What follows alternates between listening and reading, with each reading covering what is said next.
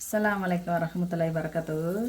நம்ம இன்றைக்கி ஒரு ரவை வாழைப்பழம் தேங்காய் பால் வச்சு ஒரு ரவை பணியாரம், அருமையான ஒரு ரவை பணியாரம், செட்டிநாட்டு ரவை பணியாரம். இதை எப்படி செய்யலான்றதை வாங்க நம்ம வீடியோவில் போய் பார்க்கலாம். நம்ம ரொம்ப அருமையாக டேஸ்ட்டாக இருக்கும், ரொம்ப ஸ்பாஞ்சியாகவும் ரொம்ப நல்லாயிருக்கும். வாங்க இதை வீடியோவில் போய் பார்க்கலாம் எப்படி செய்கிறதுன்றது. இதுக்கு முதல்ல நம்ம ரவையை முதல்ல ஊற வச்சுக்கிடுவோம். இது வந்து வீசம்படி உலக்கு.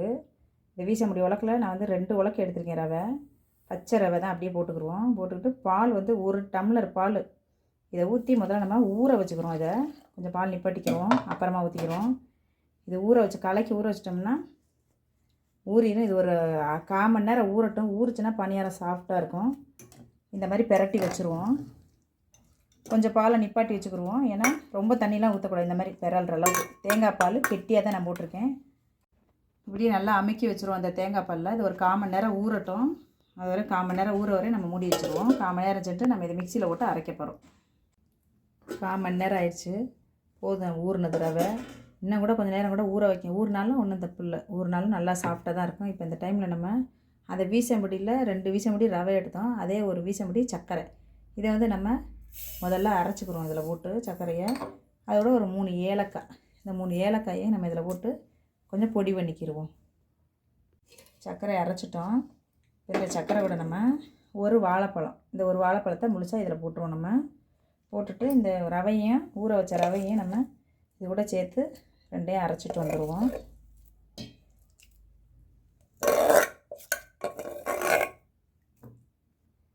இப்போ இந்த வாழைப்பழத்தையும் நம்ம இதோட போட்டுருவோம். போட்டு இதோட கொஞ்சம் உப்பு போட்டுருவோம். எப்போவுமே நம்ம வந்து இனிப்பு செய்யும்போது கொஞ்சோண்டு உப்பு போட்டோம்னா அந்த இனிப்பு வந்து நல்லா தூக்கி கொடுக்கும். அதனால தான் கொஞ்சம் எப்போவுமே உப்பு சேர்த்துக்கணும். இந்த தேங்காய் பால் வச்சுருந்த பாருங்கள், அது கூட சும்மா கொஞ்சோண்டு பால் சும்மா லைட்டாக ஊற்றிக்கிறோம். இது எல்லாத்தையும் நம்ம அரைச்சிக்கிட்டு வந்துடுவோம். இப்போ ரொம்ப அரைக்க வேணாம், சும்மா ஒரு 2 சுற்று சுற்றினா போதும். இந்த அளவுக்கு அரைச்சாச்சு, போதும். இந்த அளவுக்கு இப்படி இருந்தால் போதும், இந்த அளவுக்கு இருந்தால் போதும். தண்ணி ரொம்ப தண்ணி ஆக்கிடாதீங்க. நான் அது கெட்டியாக இருந்தனால இந்த அளவுக்கு இட்லி மாவு பதத்தில் இருந்தால் போதும். இப்போ நம்ம பவுலில் மாற்றிக்கிடுவோம். பாத்திரத்தில் மாற்றியாச்சு. இந்த பாருங்கள், ஊற்றும் போது நல்லா தெரியும் இட்லி மாவு பதத்தில் இருக்கு பாருங்கள். ரவையை வந்து ரொம்ப அரைக்கவும் வேணாம். இந்த சர்க்கரையை பொடி பண்ணிவிட்டு இந்த ரவையை அதில் அரைச்சா போதும். இந்த வாழைப்பழம் அரைகிறது தான். இந்த வாழைப்பழம் ரவை வந்து அரைச்சிட்டோம்னாக்கா சாஃப்டாக இருக்கும் நல்லா. அதுதான், வேறு ஒன்றும் இல்லை. அதுக்கு தான் ஒரு 2 ஓட்டு ஓட்டுனா போதும். இப்போது எண்ணெய் நல்லா சூடாயிருச்சு. இப்போ நம்ம இந்த பணியாரத்தை வந்து ஒன்று ஒன்றா ஊற்றி பார்க்கலாம்.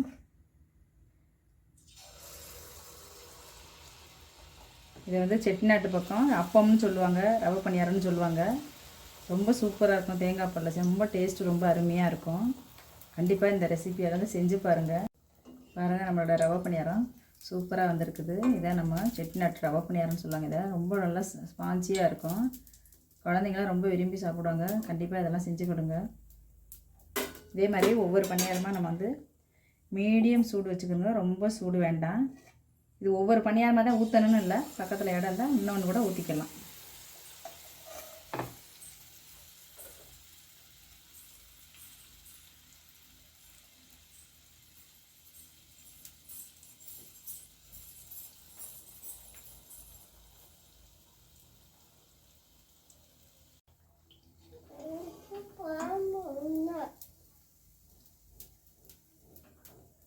நல்லா எண்ணெய் வடிகட்டிடுவோம். நல்லா எண்ணெயை வடிகட்டிட்டு இந்த மாதிரி ஒவ்வொரு பணியாரமாக நம்ம சுட்டி எடுத்துக்கிறோம். இந்த எல்லா மாவையும் நம்ம ஒவ்வொரு பணியாரமாக அப்படி ஒவ்வொரு கரண்டியாக அழகாக வரும். ஒவ்வொரு கரண்டியாக ஊற்றி நம்ம இப்படி சுட்டுக்குருவோம். ரொம்ப அடுப்பு ரொம்ப ஸ்பீடாக வைக்காதீங்க. எல்லா பணியாரத்தையும் நம்ம அந்த மாதிரி எல்லாத்தையும் சுட்டு எடுத்துக்குருவோம்.